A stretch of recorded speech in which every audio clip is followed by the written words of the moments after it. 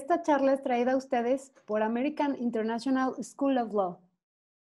Horacio Rodríguez es licenciado en Derecho y máster en Impuestos con 23 años de experiencia como abogado asesor. Es socio fundador de American International School of Law y socio de la firma Shatford Law, en Los Ángeles, California, con presencia en México, Estados Unidos y España. Ha participado como speaker en diversos congresos internacionales. Demos la bienvenida a Horacio Rodríguez con su charla Bioética, Derechos Humanos y Protección Patrimonial. Buenas tardes, Horacio, adelante.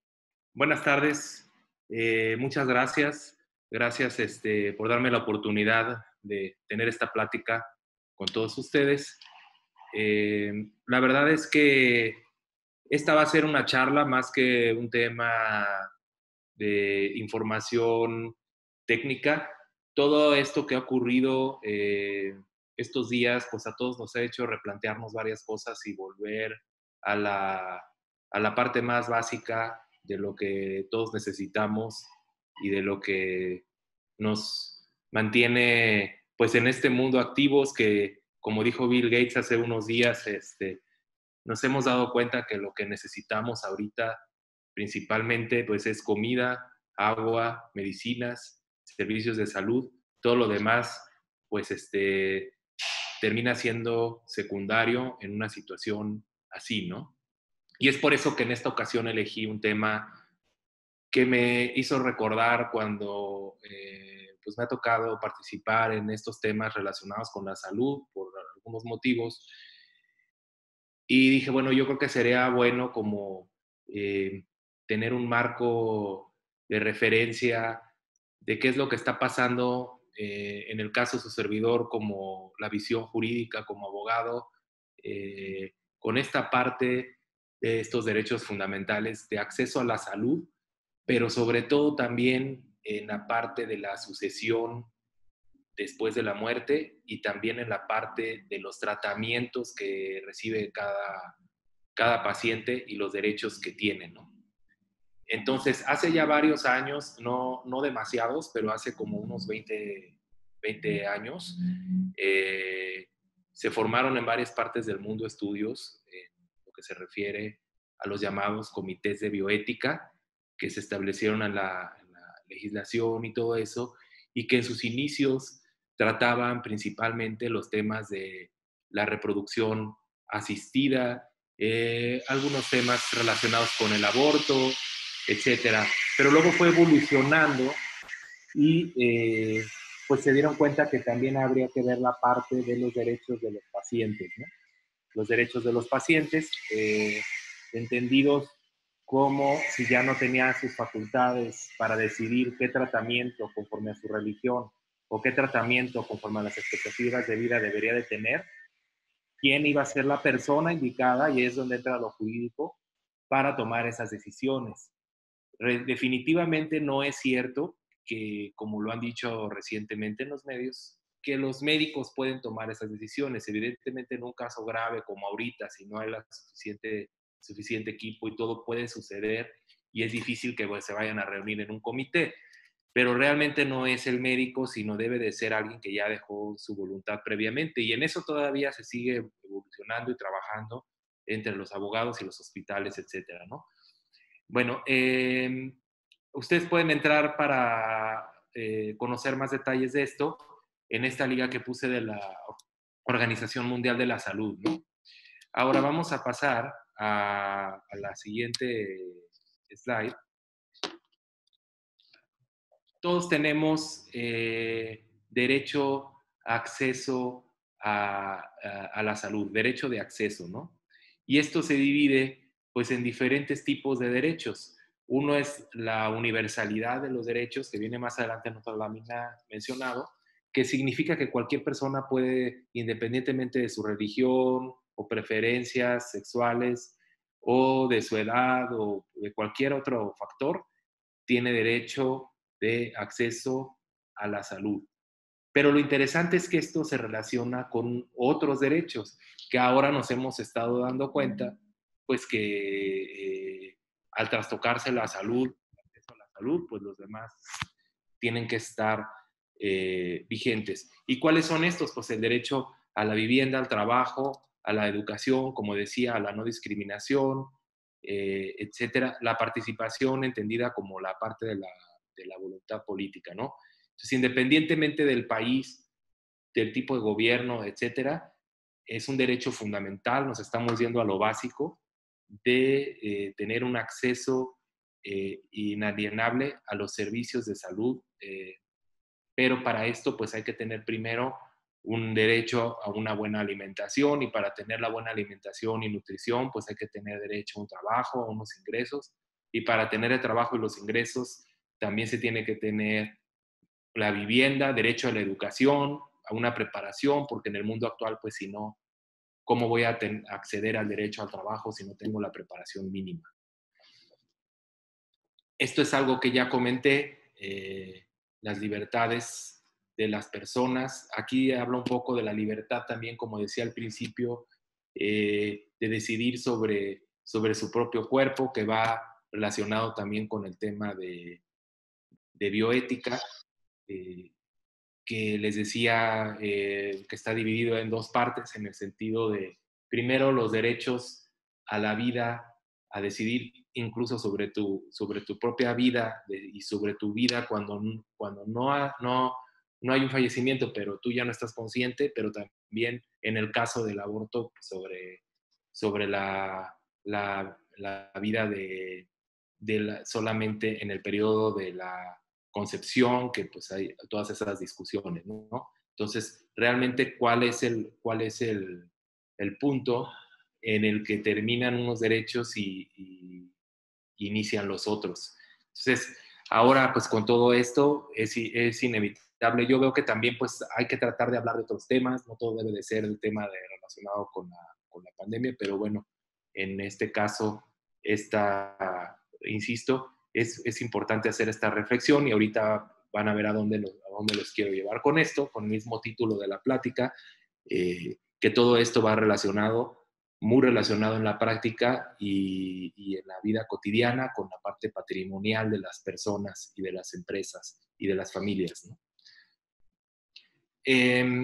Bueno, hay políticas de salud diferentes. En este caso es muy importante, antes de pasar al tema de platicar sobre el patrimonio, primero la voluntad eh, de tener unas decisiones antes de la vida para después de la muerte, que ahorita lo vamos a platicar, pero antes de eso también, cómo las políticas pueden violar o no los derechos humanos, como ahorita, pues realmente se ha visto, y eso es sin excepción, en la mayor parte de los países del mundo, y es algo que yo quería mencionar, pues hay una violación a los derechos humanos tácita, porque no estábamos preparados para hacer las pruebas de esta enfermedad COVID-19 en ninguna parte del mundo, pues porque era una enfermedad que no existía, y entonces pues no todos tienen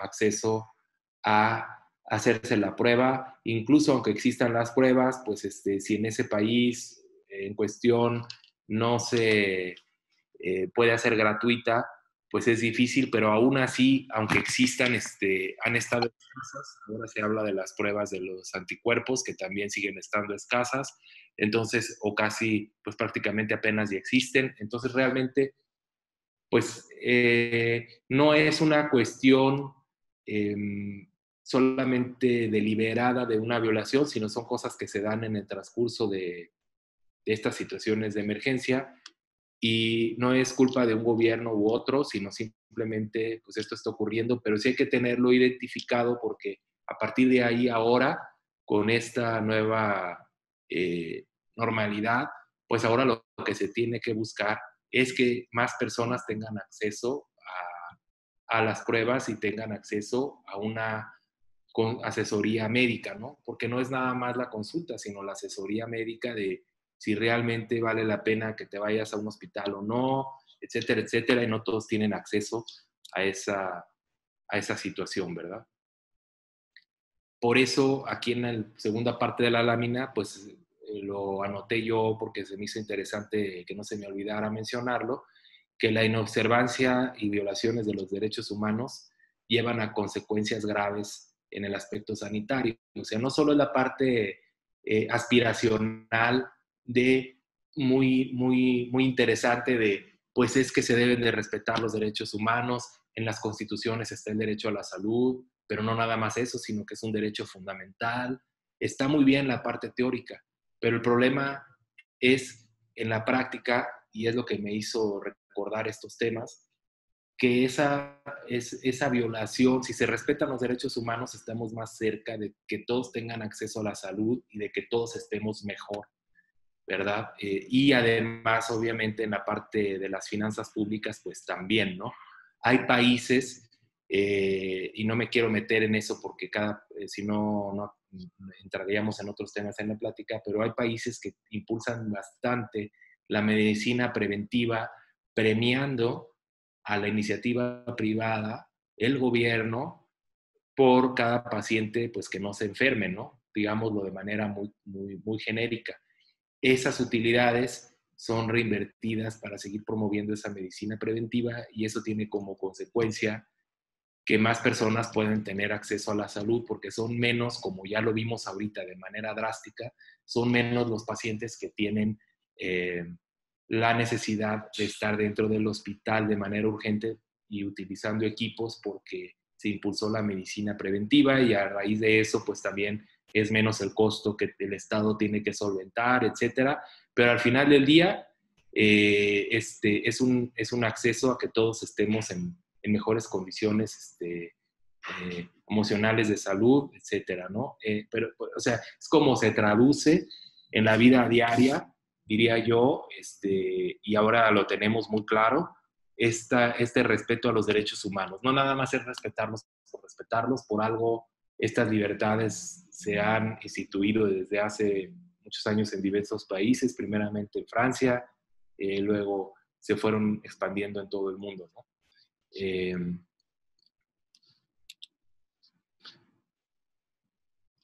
También aquí, bueno, seguimos hablando un poco del derecho al acceso a la salud. Esto, ustedes lo pueden ver, pues también cuando no hay el acceso suficiente, no hay el tratamiento suficiente, lo mismo que yo hablaba, pues no se destinan los recursos adecuados o la planeación adecuada, pasan estas situaciones que se dan de alta pacientes prematuramente, vuelven a enfermar, reingresan, se saturan los servicios hospitalarios, pero no hay suficientes recursos porque la mayor parte están enfermos, utilizándolo toda la infraestructura. Entonces, eso pasa a través de los años, no es algo que, como ya nos dimos cuenta en todo el mundo, se genere en un periodo o no, ¿verdad? Y de hecho, pues me llama mucho la atención y en este congreso que es de innovación y tecnología me ha llamado mucho la atención que tanto Bill Gates como Steve Jobs o otros innovadores en el campo de la tecnología no han perdido nunca la mirada, la visión, ni siquiera tampoco en la práctica de estos temas que pues prácticamente nadie les poníamos atención y no lo han dicho ahorita, lo han dicho durante años.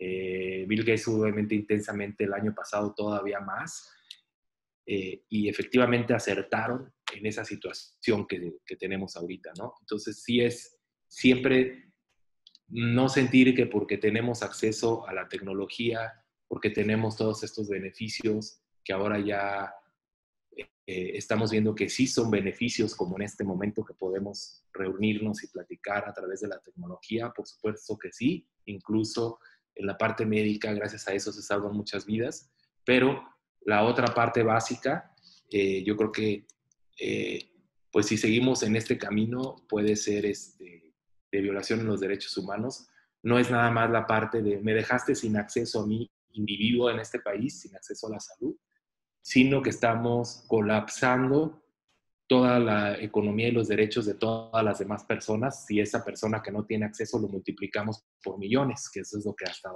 pasando ahorita en el mundo. Como decía yo, el enfoque de la salud basado en derechos humanos por eso hice este enmarque de enfoques basados en derechos humanos. O sea, tiene una razón eh, eh, como una consecuencia de respeto a las garantías básicas, pero como una consecuencia en la práctica de las finanzas públicas y de los beneficios que todos podemos obtener estando en una situación de igualdad, en acceso a la salud y programas que den acceso a todos. Y pues vuelvo a insistir, pues obviamente en el tema laboral, que haya acceso a la educación para que tengas trabajo, para que con ese trabajo tengas acceso a derechos gubernamentales, pero también a acceso privado a la salud en la medida que cada quien le sea posible, ¿no? Entonces, esto también, en esta segunda parte de este slide, digo, el objetivo es que las políticas, es lo que comentaba, estrategias y programas se formulen con mejorar el goce de derecho a la salud, pero no nada más para sentirnos bien, insisto, de qué bueno que todos tengan derecho, ¿no? Es que al tener derecho me beneficio, se benefician todos, ¿no? E insisto, y las finanzas y el desarrollo en general de las personas y los países y las empresas, ¿no? ¿Qué es lo que nos ayuda para que en las políticas privadas, públicas, en la tecnología, en todo absolutamente tengamos los enfoques en derechos humanos para el acceso a la salud? Lo que ya comentaba, no discriminación, disponibilidad, accesibilidad, aceptabilidad. Obviamente la calidad, porque pues si son servicios de salud con poca calidad, como por ejemplo que no impulsen la medicina preventiva, que las prescripciones sean equivocadas, y voy a mencionar algo que pasa mucho en Latinoamérica, tampoco quiero decir países o gobiernos, no es el objeto de esta plática, pero ocurre mucho que medicinas, tratamientos, equipos son negados que entren a los países de Latinoamérica por temas regulatorios y por temas de competencia interna que precisamente pues, un equipo de Alemania, de Estados Unidos, un equipo de tecnología médica o una medicina avanzada, pues se le restringe el acceso hasta que no lo desarrollemos en Latinoamérica porque pues está el tema de negocio, el tema de esto, el tema de aquello. Entonces, al final del día, eso también perjudica la calidad, ¿verdad? Perjudica la calidad y entonces eso también propicia tácitamente esa violación a los derechos humanos, pero pues la violación a los derechos humanos no es la consecuencia, es el origen de todos estos otros problemas. Muchas veces uno se confunde y piensa que como no hay acceso a la salud, la consecuencia es que violan los derechos humanos, y en este tipo de emergencias, pues a lo mejor alguien que no sea abogado puede decir, pues sí está mal que violen los derechos humanos, pero lo importante es que pues se me resuelva la situación de mi familia o el acceso a la salud, o quiero ir con el doctor, pero realmente el origen de esos problemas es esta violación, por eso ese sentido y lo que yo quiero resaltar en esta plática, ¿no? La rendición de cuentas, pues bueno, eso es también lo que les decía, las estadísticas de la medicina preventiva, que tantos pacientes en países avanzados tienen acceso a esa medicina preventiva y se van monitoreando. Yo no me estoy confundiendo con lo de la rendición de cuentas, lo estoy diciendo a propósito, es decir, los sistemas, las empresas que tienen los planes de salud públicos y privados tienen que rendir cuentas en cuanto a la eficiencia de cuántas personas, a qué edades se están enfermando, pero no solamente para meterlo como antes en un libro grueso o como aquí en el INEGI de nada más para saber, sino para ir adecuando, y ahí entra el tema de innovación, de manera constante y permanente, ir innovando en qué voy a hacer para propiciar esa medicina preventiva, cómo voy a respetar el derecho humano de acceso a la salud, pero para que todos tengan acceso, cómo me las voy a ingeniar financiera y tecnológicamente para yo tener esa parte de esas estadísticas, pero pues que periódicamente esté tomando decisiones como gobierno, como grupo privado de servicios de salud o consorcio de servicios de salud, a poder alinear esa información, a provocar que tengan más acceso. Y finalmente eso, acceso a la salud, más personas. Eso propicia beneficios financieros y hay oportunidades de muchísimas oportunidades de innovación y siempre las ha habido, independientemente de las regulaciones.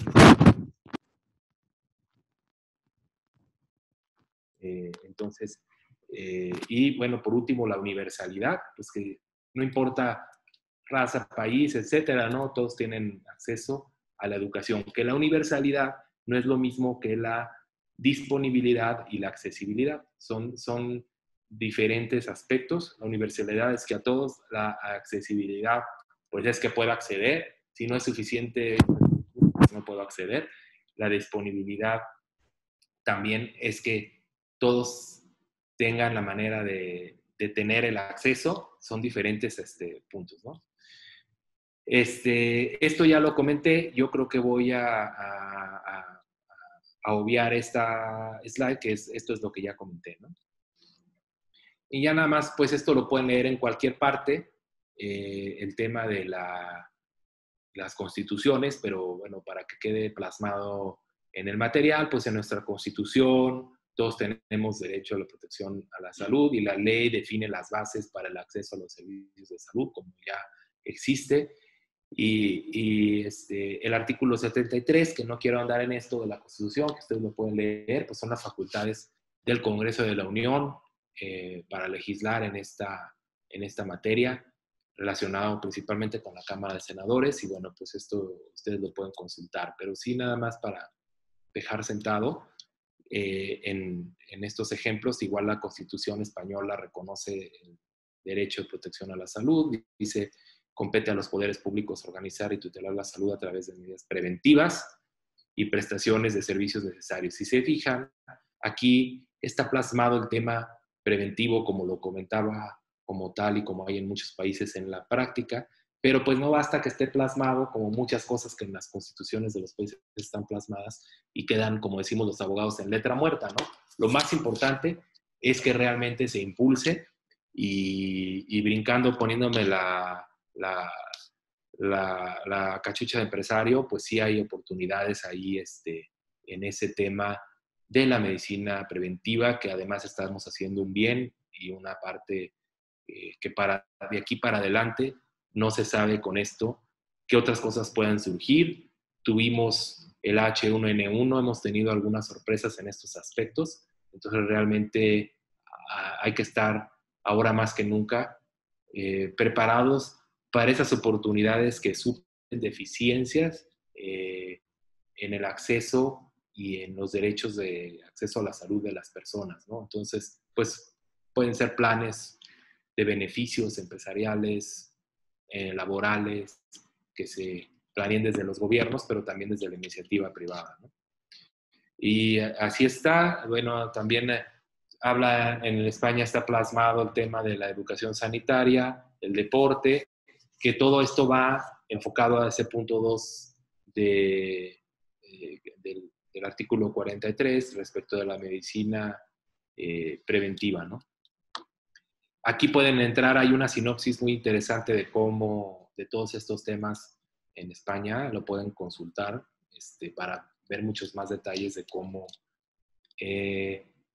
se dan estos cumplimientos de los derechos humanos en acceso a la salud, concretamente en España, ¿no? Hablando de Estados Unidos, la Constitución no establece de manera explícita la palabra salud o cuidado de la salud. Sin embargo, pues es uno de los países, pues, más avanzados. Nunca se va a alcanzar la perfección, perdón, la perfección en nada de esto, porque como acabamos de ver, pues se va modificando. Se supone que en los Estados Unidos tenemos una de las mejores infraestructuras a nivel mundial, y pues vemos lo que ha estado pasando en Nueva York, que han sido insuficientes los hospitales y en diferentes partes de Estados Unidos, pues por este tipo de emergencia que no se tenía prevista en un aparente único padecimiento de vías respiratorias o tratamientos, que además no existe el medicamento, ¿verdad? Obviamente para eso, entonces el tratamiento se enfoca solamente en suministrar oxígeno y en conectar a respiradores, y pues entonces nunca se pensó que tantas personas pudieran estar en esa situación, y entonces eso nos hace reflexionar que hay que seguir trabajando, incluso en los países avanzados, en este tema, y no es retórica, sino es una realidad que estamos viendo, ¿verdad? No lo estoy diciendo yo, sino simplemente es una cuestión que existe. Entonces, en la Constitución no se menciona, pero en la práctica, eso es lo que quería llegar al poner esta slide, en la práctica se hace muy bien como un ejemplo a seguir en otros países, ¿no? Yo creo que y no es específico de un gobierno u otro en los Estados Unidos, pero se impulsa bastante también la medicina preventiva. También hay muchos otros problemas como en México, ¿verdad? Obviamente de obesidad, diabetes, etcétera, que tenemos, etcétera, pero finalmente se ha llevado a un terreno donde el gobierno y la iniciativa privada han invertido y han tenido la visión de, pues también de negocio, ¿por qué no? Pero de dar el beneficio a más y más personas. También ha habido sus discusiones, que no quiero entrar a eso, en las reformas, en el que si se eliminan los beneficios que ya se habían estipulado durante muchos años en la práctica, pero a lo que quiero llegar es que en la práctica, aunque curiosamente no está plasmado de manera literal en la Constitución, en la práctica está más que plasmado. Y hay países donde está plasmado en la Constitución, ni en la práctica, pues no existe. Bueno, sí existe, pero no existe como está plasmado, o no se respeta o no se impulsa el derecho humano de acceso a la salud. Hubo una iniciativa de ley en 2011 de plasmar en la Constitución de Estados Unidos que todas las personas pueden disfrutar del derecho a la salud en forma igual y equitativa, y también que el Congreso pues hará lo conducente para el cumplimiento de ese artículo y generar la apropiada legislación, digo, pero realmente no existe algo explícito en Estados Unidos. Un poco volviendo al tema de bioética y que también entrando al tema un poquito más patrimonial y empresarial, en varias partes del mundo, después de lo que comenté, el tema de la bioética en el sentido de mis derechos de mi propio cuerpo y de mí mismo egoístamente también, de cómo quiero que se haga el tratamiento de la persona en caso de que no tenga, de que ya no quiera que se le sigan dando tratamientos, si ya no está consciente, etcétera, etcétera, ese tipo de cuestiones, pues se pasa a la otra parte a través de los años y en las legislaciones de lo que decimos en nuestro derecho latino, ¿verdad? El testamento o la sucesión eh, para los derechos que yo voy a dejar a terceros después de la muerte. Y me voy a esta parte que es un poco la antesala y de forma en años recientes que se creó. Incluso pues el testamento existe desde los romanos, pero la voluntad anticipada pues es algo del siglo XX, finales del siglo XX y inicios del siglo XXI. ¿Y qué es eso? Pues como decimos aquí, anoté esto, ¿qué nos separa el destino? Pues nadie lo sabe, no es que quiera ser dramático, pero las enfermedades y los accidentes existen. Entonces yo diría que es cierto, y dice aquí el documento de voluntad anticipada también, y también el testamento, y también otras figuras que ahorita comentaremos someramente, pero que hay que tenerlas presentes. Son temas bien difíciles de comentar, como todos sabemos, difíciles de afrontar, pero que esto ahorita que está ocurriendo, pues nos ha hecho que no podamos evitar el pensar y el actuar en estos terrenos, ¿no? Entonces, esto ustedes lo pueden revisar, pues obviamente online, en diferentes fuentes, etcétera, pero más que nada lo anoté como referencia. El documento, existen varias legislaciones en nuestro país, estatales, sin embargo, no todos los estados está legislado, y consiste en que las personas puedan decir desde cuando están conscientes su decisión sobre cómo quieren ser tratados cuando son enfermedades terminales o accidentes, ¿no? Esto no regula, como a veces se dice, un tema de eutanasia, es decir, si yo estoy muy enfermo y ya no quiero vivir, pues autorizo que me desconecten, no, sino que regula nada más lo que va a ser el tratamiento y cómo quiero que me cuiden. No está permitido regular la eutanasia para después de la muerte, sino le dicen técnicamente ortotanasia, que pues es el derecho a una muerte digna, ¿no? Es decir, pues, sí, efectivamente, que le sigan dando al paciente los tratamientos, etcétera, etcétera. Todo esto, ¿por qué lo menciono? No es que me quiera enfocar y a entrar a este tema que de por sí ya estamos todos preocupados con lo que está ocurriendo y quiera hacer yo una cuestión eh, dramática, sino me sigo teniendo yo el enfoque de la parte de los derechos humanos como origen, y si se respetan, como consecuencia vamos a tener un eficiente sistema de servicios de salud y una parte financiera mucho más robusta que si esto no se cuida. Entonces esto sigue siendo el origen y por eso nada más lo menciono. Y esto además llega hasta el patrimonio de las personas y de las familias. Ya me pasé del terreno público al terreno privado y al terreno familiar, ¿no? Entonces es importante tomarlo en cuenta, ¿no?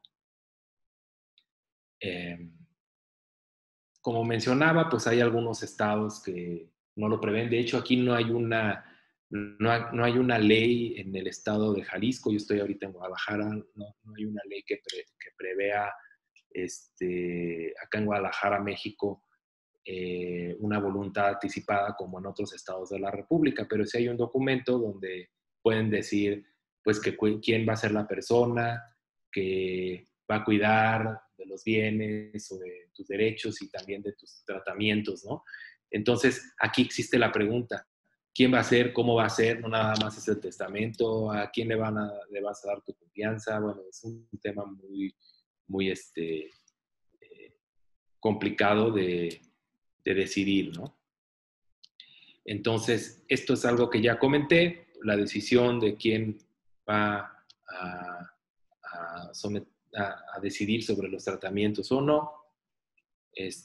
Aquí lo pueden ver que es lo que ya comenté, en otros estados sí hay una legislación, en el resto de México no es legal, pues esto es en México, igual pasa en otros países, pero bueno, más que sea legal o no sea legal, yo creo que es una forma positiva de prevenir y, y pues que cada vez hemos ido tomando más cultura en Latinoamérica, aunque nos ha costado trabajo.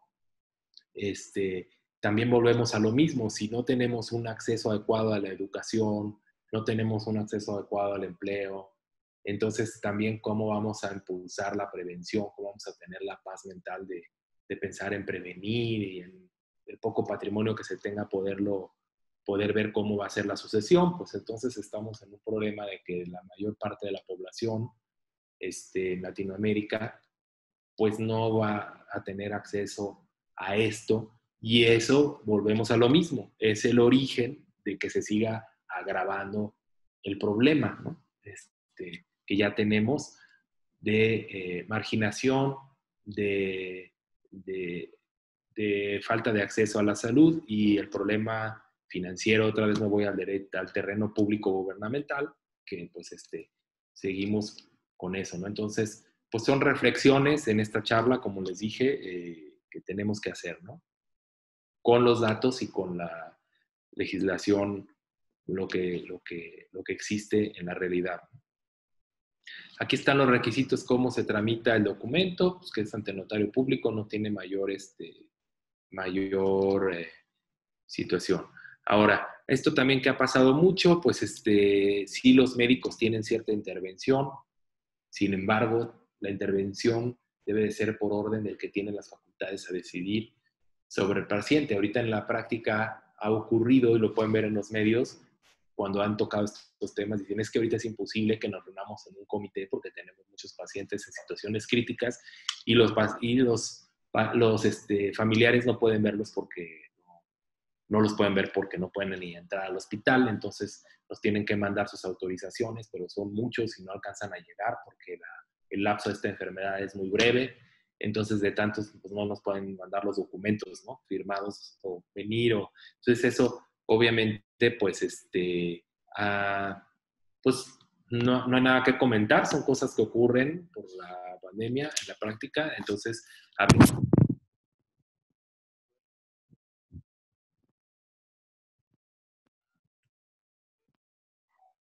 Hola, Horacio. Sí, adelante. Perdón, es que no te escuchábamos. Creo que hubo un problema con tu micrófono, pero creo que ya. Muy bien, ¿ya? ¿En dónde nos quedamos ya? Bueno. Como 5 segundos antes. Bueno, ok, no hay problema. Entonces, Perfecto.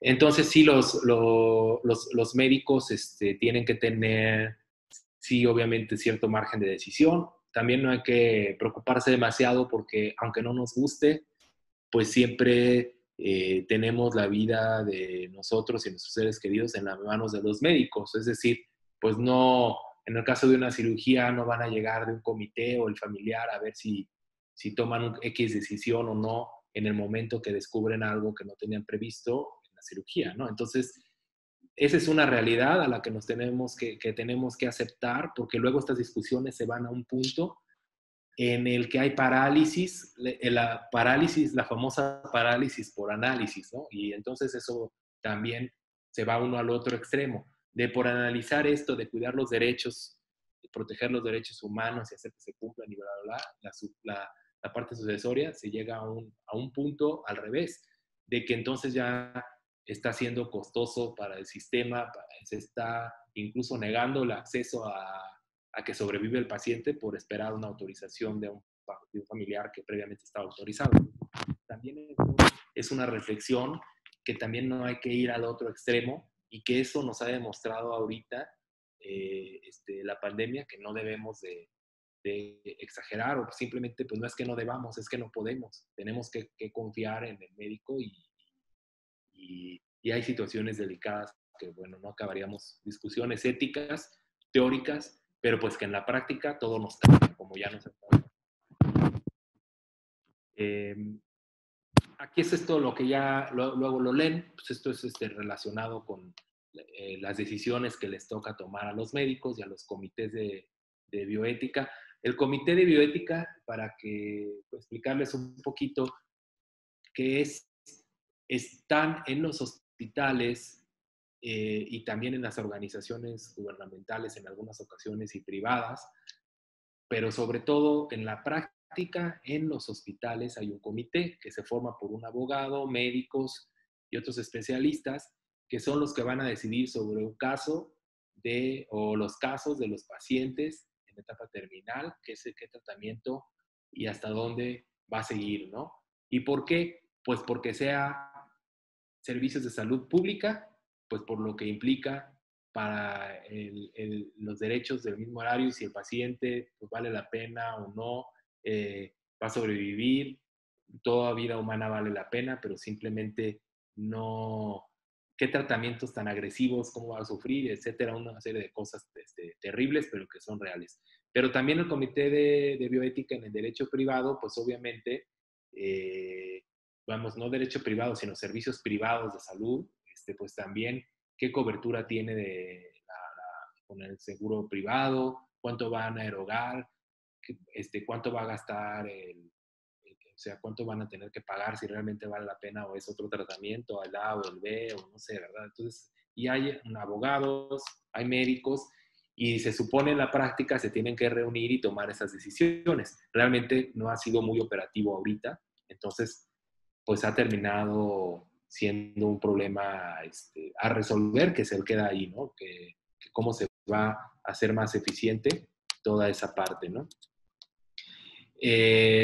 Aquí nada más también, hablando de lo mismo, parecido, derechos de calidad asistencial y cuidados como derecho comparado, pues también en España está lo de la ortotanasia, que es la muerte, derecho a la muerte digna, lo de la voluntad anticipada que ya comenté, el consentimiento informado, pues que desde antes tú ya sepas qué tienes que decidir y todo. Yo creo que en eso se puede trabajar bastante también acá en Latinoamérica y que seas libre de decidir qué va a pasar, ¿no? Sin excluyendo, obviamente, la eutanasia está totalmente excluida, ¿no? Aquí también luego lo pueden ver los requisitos en España, en esta provincia, que quienes pueden tener derecho a la voluntad vital anticipada. Yo nada más lo pongo como mexicano, como una comparación y pues que veamos que no, no es algo exclusivo, como ustedes lo saben, de nuestro país. También obviamente existe en Alemania y podríamos ir a muchos otros países, ¿no? Aquí en la Ley General de Sanidad en España desde el 25 de abril de 86 está este previo consentimiento. Desde entonces ya existe la libre elección. Es uno de los países que se adelantaron a esto porque en México no era desde los 80, sino prácticamente desde los 90 cuando empezaron a platicarse estas cosas, ¿no? Y la pregunta que queda es, ¿quiénes van a ser esas personas allegadas que van a decidir? Y ahorita vamos a ver. Esto es también a efecto de derecho comparado en Estados Unidos. Voy a ir avanzando más porque se nos está acabando el tiempo. Esto lo pueden ustedes ver. Es lo mismo que nada más en Estados Unidos. Igual, las instrucciones por escrito, quién te va a tratar, etcétera, etcétera. Los poderes, los médicos, todo eso, ¿no? ¿Qué es lo que acá pues hay otro tipo de regulaciones, todos los que están involucrados en el tratamiento del paciente, que está extremadamente regulado en los Estados Unidos, para efectos también del tema de pago de las pólizas de seguro, que también existe en México, pero es diferente tipo de regulación. Aquí pues también los requerimientos, quién es el que va a decidir, qué requisitos debe tener, bueno, pues esto si es la esposa, los hijos, los familiares, etcétera, o quien yo designé desde antes, y cuántas decisiones se van a tomar, esto me llamó la atención. Número de posibles, aquí al final, de posibles decisiones al final de la vida que tú dejarás de tu voluntad para después de la muerte, o sea, pues que específico, ¿no? Esto aplica para todos, aunque allá sí está muy formalmente escrito en la legislación, pero realmente también acá en México, eso sí lo tengo que reconocer, en los mismos hospitales, si vas a hacer algo así, de la voluntad anticipada, los abogados tenemos que, o los que se especializan en esto, abogados, tienen que contactar a las aseguradoras y tienen que contactar a los hospitales, ver las condiciones de la póliza, o sea, entrando un poco más a la práctica para ver qué tratamientos voy a permitir que al paciente que yo voy a representar, es decir, si es un familiar y el paciente es el que va a dejar su voluntad o uno mismo deja su voluntad a un tercero, pues qué detalles, ¿no? Si la donación de órganos, que eso ya está también muy establecido aquí en México, pero sobre todo los tratamientos y hasta qué nivel, por cuánto tiempo, bueno, etcétera, ¿no? Todo esto ha sido un poco caótico, como saben, porque adicionalmente al tema médico, y nada más anoto rápidamente el tema del cierre de fronteras, porque también eso ha propiciado que, como decía, si en Latinoamérica o en otros países, en Europa, pensando en algunas partes que están más cerca de allá de África, si en algunas partes de África no tienen acceso a sistemas de salud avanzados, servicios de salud avanzados, y tampoco entran las medicinas por cuestiones gubernamentales o financieras o lo que sea, más avanzadas que hay en otros países, igual en Latinoamérica, pues también no entran los servicios, no por el cierre de fronteras, sino porque no han entrado por los temas internos que les he comentado al principio. Entonces eso propicia una falta de acceso a la salud. Pero ahora lo que está pasando es que por un tema como este, y que ha pasado con las guerras, pero ahora con la pandemia, como yo en el país en cuestión no tengo acceso a servicios de salud más avanzados, entonces, si yo no puedo entrar al otro país, me quedo sin el tratamiento. Entonces, el problema es como el problema de la migración por falta de empleo, pero ahora pues no es migración por falta de salud, sino simplemente va a haber fallecimientos, va a haber tratamientos costosos que van a durar muchos años y no van a aliviar la salud del paciente, simplemente porque se cerró la frontera y no tiene acceso, como para muchos que no pueden tener la calidad migratoria para viajar a otro país, tanto en países entre el Medio Oriente y Europa, como entre Latinoamérica y los Estados Unidos, etcétera.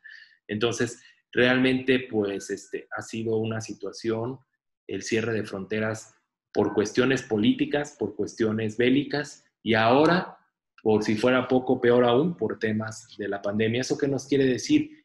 Que dentro de los países en los que no hay un desarrollo, hay que propiciar que sí entren los otros servicios y que realmente pues no haya ese miedo de que si yo los permito que entren no voy a tener mi propio desarrollo avanzado en esos tratamientos y el beneficio se lo va a llevar a aquel país que lo ingresó. Yo pienso que hay que cambiar totalmente ya esa cultura. Ahora, Ignacio, sí, bueno, el tiempo ya casi se nos termina y debemos dejar algún tiempo para preguntas y respuestas. Me imagino que ya casi vas a acabar tu tema, ¿verdad? ya casi, sí, voy a brincarme esto, nada más para decirlo, las conclusiones, porque sí nos queda. Excelente. Me voy a las conclusiones, lo demás lo pueden leer, era relacionado con lo que decía, un poquito más detalles, pero ¿a dónde me lleva esta plática y que es donde entro al tema ya literal, aterrizado de las personas? Pues lo mismo que siempre hemos reflexionado, pero ahora con mucho más fuerza. Ayer el licenciado Rubén Flores en su plática estuvo platicando del impuesto a la herencia que existe en los Estados Unidos. Nosotros en México y en todos los países sabemos que el tema de los intestados es un grave problema. Hablando de la parte empresarial, cómo se va a establecer el control accionario cuando hay fallecimiento de los accionistas. Pero vamos, sí lo vemos como normal en el sentido pues sí, claro, pues hay que dejar a alguien, etcétera, etcétera. Pero yo me estoy yendo ahorita al terreno global. Yo si tengo mis inversiones en diferentes países o una pyme que lo tiene en 2 países o produce en México y distribuye en Estados Unidos, produce en México y distribuye en Europa. ¿Qué voy a hacer con ese control accionario pensando que el representante que yo designe puede ser que no pueda viajar allá? Eso es lo que ha cambiado ahorita toda esta situación. Nosotros los abogados estábamos acostumbrados a recomendar, pues deja a alguien de tu confianza y puede trasladarse al país en cuestión y hacerse cargo de las juntas o de lo que tenga que tomar de decisiones conforme a los estatutos de la sociedad, hablando de control accionario, ¿no? Ahora, hablando de las albaceas para el patrimonio, de cuyos, como decimos los abogados latinos, del derecho latino, del finado, pues quién se va a hacer cargo de designar qué le corresponde a quién según el testamento, y si no hay testamento, también el designado por el juzgado. También la parte de las pólizas de seguro, pues yo tenía un seguro de vida, pero pues en esta situación que hubo una pandemia, los beneficiarios están en España y la póliza está en México y resulta ser que pues la póliza no puede dispersar los beneficios en España y entonces qué problema vamos a tener ahí.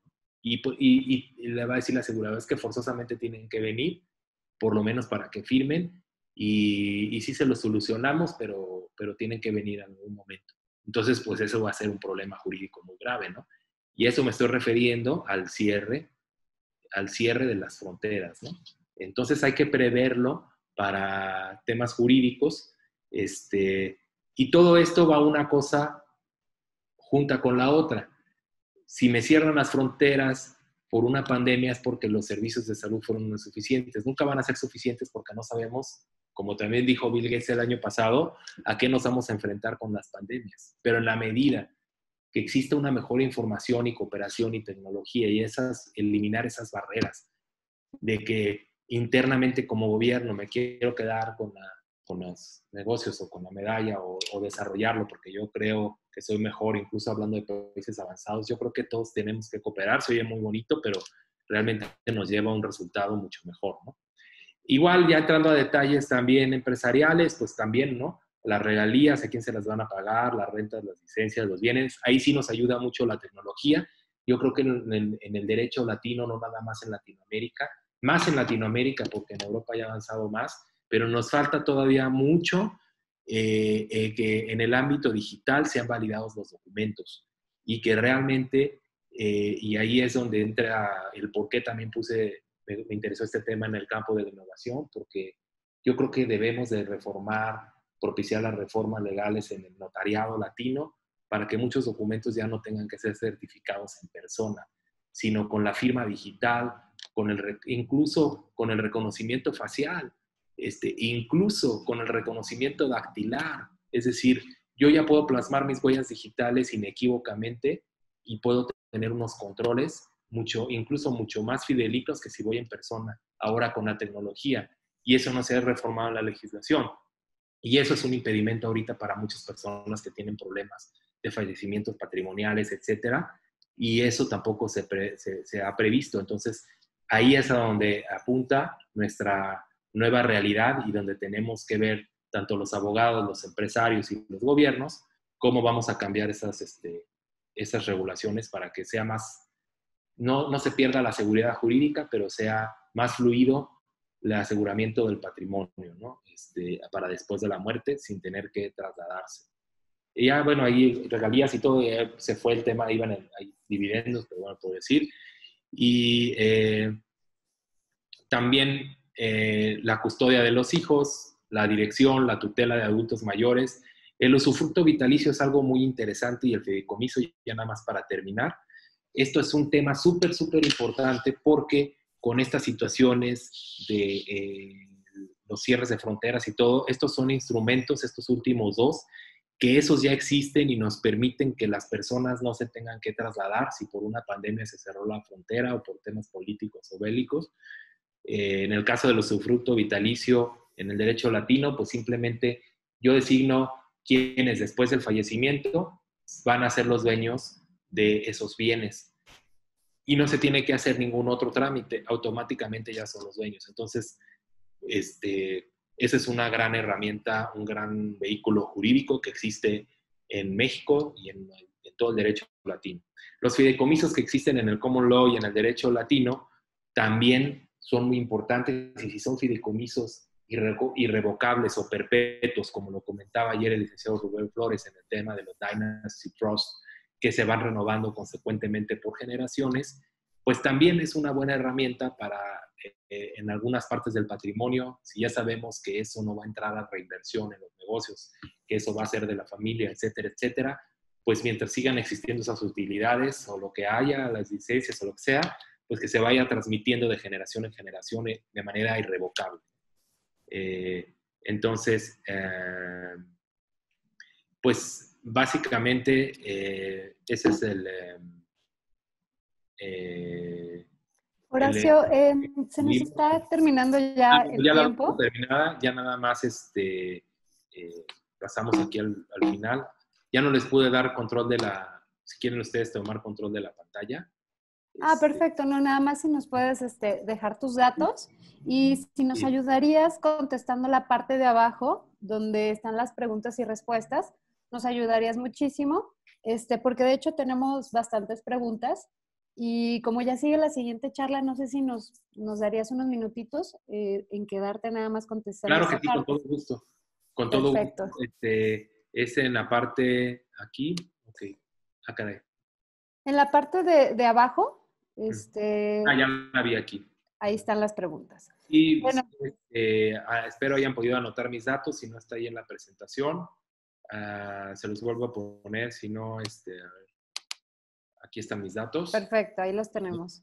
Sí, con todo gusto. Y nosotros tenemos la Escuela de Derecho que vamos a estar enviándoles información a través de Incipio Venture Inspiring Innovation de los cursos que tengamos. Y bueno, pues estoy a sus órdenes, les agradezco mucho. Espero haya sido de utilidad la reflexión y pues muchas gracias. Muchas gracias a los organizadores. La verdad es un honor estar con ustedes a la vanguardia. Muy contento de estar aquí. Hasta luego. No, pues al contrario, muchísimas gracias a ti, Horacio. De verdad, muy interesante tu charla y bueno, ahí van a estar las preguntas abajo para que si nos ayudas a contestarlas, estaría increíble. Claro que sí, con todo gusto. Ahorita empiezo a contestarlas. Gracias, excelente día. Igualmente, hasta luego, buen día.